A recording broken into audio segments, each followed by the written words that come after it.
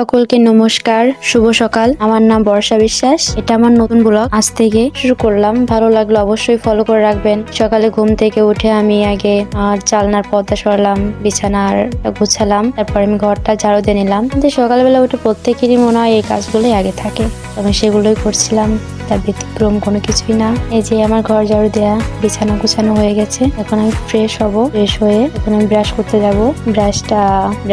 যাব। এবার ব্রাশটা নিয়ে এবার আমি ফ্রেশ হয়ে আসি। ফ্রেশ হয়ে এসে আবার আপনাদের সঙ্গে দেখা হবে। এসে চলে আসলাম আমি।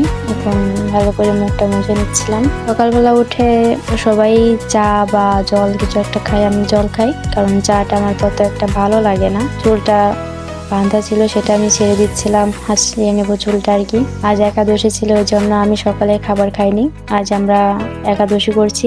এখন আমি বের হলাম একটু আমার বান্ধবীর সঙ্গে মার্কেটে কিছু কেনার জন্য, মূলত আমার ভাইয়ের জন্য কিছু কেনার জন্য আমরাও সেই উদ্দেশ্যে রওনা দিলাম, কারণ তার জন্মদিন আছে কালকে। তাই এই তো যাচ্ছি সুন্দর জায়গা দিয়ে, বীজটা অনেক পরিচিত, অনেক স্মৃতি জড়ানো। এবং চলে গেলাম এবং সবাই মিলে আমরা ঢুকেও গেলাম, দেখছিলাম কি কেনাকাটা যায়। আমি কি নিয়েছি ওর জন্য সেটা আপনাদের অবশ্যই দেখাবো নেক্সট কোনো ব্লগে।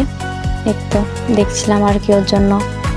এবার বাড়ি ফেলার পালা। জানেন তো, জবা ফুল গাছগুলো না অনেক সুন্দর ফুল ফুটেছিল। এখন আমি একটু খেলাম, এটা আসলে সন্ধ্যার পর কিছু একটা খেলাম, খেয়ে তারপরে ঘুম, তারপরে আবার সকালবেলা পালন সারতে হবে। তখন আপনার ভালো থাকুন, সুস্থ থাকুন।